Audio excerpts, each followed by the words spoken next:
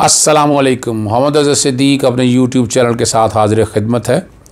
बातें तो करने की बहुत सी होती हैं, पर सेलेक्ट की जाती है किस इशू पे बात की जाए। मैंने वादा आपसे परसों का किया था, डे बिफोर येस्टरडे, कि चूँकि इलेक्शन कमीशन की तरफ से समन आ गए थे, नोटिस आ गया था 5 अप्रैल 2021 बवक्त 11 बजे। क्या चीज़? यूसुफ रज़ा गिलानी का जो इलेक्शन हुआ था कि उन्होंने हॉर्स ट्रेडिंग की है और सेनेट के इलेक्शन में बात हो रही है। द चेयरमैन सेनेट और अपोजिशन लीडर के कॉन्टेक्स्ट में बात नहीं हो रही, ये बात हो रही है जो 3 मार्च को सेनेट के इलेक्शन हुए थे। और ये इलेक्शन आप और वो नोटिस बाकायदा आप लोगों के पास पहुंच जाएगा, और उसके साथ ही जो दरख्वास्त दी है बाकायदा इस कॉन्टेक्स्ट में वो तकरीबन 23 सफ़ात पर मुश्तमिल है। और एक्शन टू और ये भेजी गई थी इलेक्शन कमीशन ऑफ पाकिस्तान और चीफ इलेक्शन कमीशन और मेंबर्स को दी गई थी। Action to be taken against mister Yusuf Raza Gilani and others, और declaration of the polls of and other similar candidates are void due to active involvement in horse trading, vote buying under section 9 of the election act। ये section 9 के तहत दरख्वास्त थी। Section 9 के तहत आपके सामने मिसाल मौजूद है कि कल सुप्रीम कोर्ट ने डस्का NH 75 का इलेक्शन का जो फैसला इलेक्शन कमीशन ऑफ पाकिस्तान ने दिया था, उन वीडियोस की बुनियाद पर और बाकी चीज़ों की बुनियाद के ऊपर कि सारा इलेक्शन वॉइड डिक्लेयर कर दिया और उसमें रीपोल हो रहा है। और यही मेरा मुनीर अहमद एडवोकेट की तरफ से 23 सफ़ात की दरख्वास्त, मैं दरख्वास्तें काफ़ी लिख चुका हूँ इस दरख्वास्त में, और इसमें ख़ास तौर पर जो कहा है, उम्मीद है कि वो भी आप तक साथ साथ आपको पता होंगे और वो सब चीज़ें साथ साथ आपके सामने चलेंगी। सबसे ज़्यादा अहम जो जिक्र आएगा वो आइन के आर्टिकल 218(3) का आएगा, जिसमें बड़ा वाज़ेह तौर पर लिखा है, it shall be the duty of the election commission to organise and conduct the election and to make such arrangements as are necessary to ensure that the election is conducted honestly, justly, fairly and in accordance with law and the corrupt practices are guarded against. और article 204 का भी जिक्र है। फिर वो section 9 का पूरा जिक्र है, power of the election commission to declare a poll void, और करप्ट प्रैक्टिसेस सेक्शन 167 आपके सामने वोट को खरीदने के हवाले से, ब्राइबरी 168, 170 अनड्यू इन्फ्लुएंसेस और 174 के अंदर जो पेनल्टी दी हुई है फॉर करप्ट प्रैक्टिसेस। ये सारी चीज़ें, और मैं तारीख के दोहराए पे ले चलता चलूँ आपको। रेफरेंस 1/2020 आया जिसमें कहा गया कि ओपन एंड आइडेंटिफाइबल वोट हो। सुप्रीम कोर्ट के सामने रेफरेंस आया। 4 जनवरी को सुप्रीम कोर्ट ने हेयरिंग शुरू की, 11 जनवरी का पहला नोटिस दिया और 25 फरवरी तक समाअत जारी रखी, और 1 मार्च को फैसला दे दिया, जबकि 3 मार्च को इलेक्शन थे सेनेट के। मैंने बाकायदा कहा कि इलेक्शन को पोस्टपोन कर दें आप, 11 तारीख आखिरी है। इन बिटवीन जो सुप्रीम कोर्ट ने कहा है इलेक्शन तो सीक्रेट ही होंगे, लेकिन आइडेंटिफाइबल वोट हो सकें उसके लिए मॉडर्न टेक्नोलॉजी इस्तेमाल किए नहीं की। मैंने इनको तौहीन अदालत का कहा कि आप तौहीन अदालत कमिट कर रहे हैं सुप्रीम कोर्ट की। आप कोई आला अदालतों से ऊपर नहीं है। इलेक्शन कमीशन आज भी, इलेक्शन कमीशन के 5 मेंबर जो इतने भी हों, चीफ इलेक्शन का फैसला जो है हाई कोर्ट रद्द कर सकती है।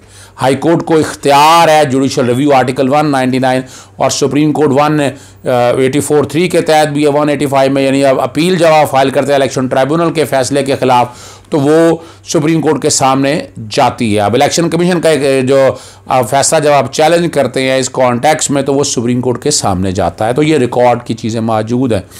कहा गया बाकायदा, जब पहली वीडियो अली हैदर गिलानी की आई तो फिर खत लिखा गया कि ये सबूत अब आ चुके हैं, इस इलेक्शन को पोस्टपोन कर दें। और अली हैदर गिलानी, जिसने आपको पता है वो वोट खरीदने के तरीके बताए थे आपको, वोट कैंसिल कैसे होना है, पैसों की लेन देन सारी। उसी से अगले दिन आपने देखा कि मरियम नवाज ने वीलॉग में मैं बता चुका था कि वोट बाकायदा इन्होंने टिकटों के ज़रिए परचेज़ कर लिया, यानी उन्हें एलोर किया है, उन्हें अपना लालच दिया है। और ये भी corruption and corrupt practices bribery के ज़िम्मे में आता है कि आपको टिकट देंगे एमएनए या एमपीए के हवाले से। और फिर मरियम ने मीडिया से गुफ्तगू करते ये बात बड़ी खुल के कह दी। उसने कह दिया कि यहाँ पर नोट नहीं टिकटें चली हैं। ये मैं और आप सारे देख चुके हैं, यानी ऐसी अनोखी बात नहीं है।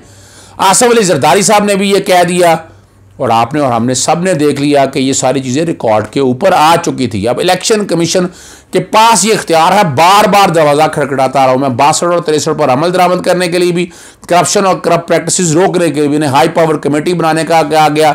इलेक्शन कमीशन को आज़ाद और खुद मुख्तार देखना चाहते हैं तो ये भी लिखा गया हाई पावर कमेटी बनाई जाए। और उन्हें सुप्रीम कोर्ट का फैसला अगर देखा जाए, आपको पता है 1 मार्च का आ गया है और हम आज अप्रैल में खड़े हैं। किसमें महीने में खड़े हैं? अप्रैल में खड़े हैं और अप्रैल में आ गए हैं। अभी तक वो जो कमेटी सो कॉल्ड उन्होंने बनाई थी कोई चीज़ सामने नहीं आ सकी। या तो इलेक्शन कमीशन ने वो दिखाया और बड़ी कारकर्दगी दिखाकर वो चीज़ें सामने ले आए, वो नहीं हो सका। तो सुप्रीम कोर्ट के फैसले की भी तौहीर अदालत हुई। फिर ये जो लिखा गया कि इंक्वायरी और इन्वेस्टिगेशन करें, JIT बनाएं और सेनेट के वोटों की खरीदो फरोख्त के हवाले से वीडियो आपको पता है 2 आ चुकी थी। एक वीडियो 2018 के इलेक्शन की आ चुकी थी जिसमें अब पता है कि किसको वोट पड़े हैं, पीपल्स पार्टी के जिन लोगों को वोट, उनकी तहकीक करें, तहकीक करके उन्हें डी-सीट करें। आर्टिकल 62(1)G उनके ऊपर लगेगा कि वो सगेशियस, राइटस, ऑनेस्ट और अमीन नहीं है। अब ये तो रिकॉर्ड की चीज़ें हैं सारी। और लेकिन इलेक्शन कमीशन ने कोई एक्शन ना लिया, फिर लिखने के ऊपर एक्शन ना लिया, फिर एक खत लिखा। फिर मैंने इस हमारे मामले में हाई कोर्ट भी चला गया। हाई कोर्ट में सिंगल जज ने कहा कि इलेक्शन कमीशन के पास ये इख्तियारात मौजूद है, इलेक्शन कमीशन देख रहा है। उसके बाद मैं डिवीज़न बेंच में आ गया। डिवीज़न बेंच में ये सारा मामला मैं ले आया हूँ हाई कोर्ट के सामने भी कि इलेक्शन कमीशन ने अपने आइनी और कानूनी इख्तियारात का इस्तेमाल नहीं किया जो उसकी भी जिम्मेदारी है। अब इन चीज़ों को सामने रखते हुए इलेक्शन कमीशन ने 5 जनवरी को ये फैसला करना है पूरे का पूरा।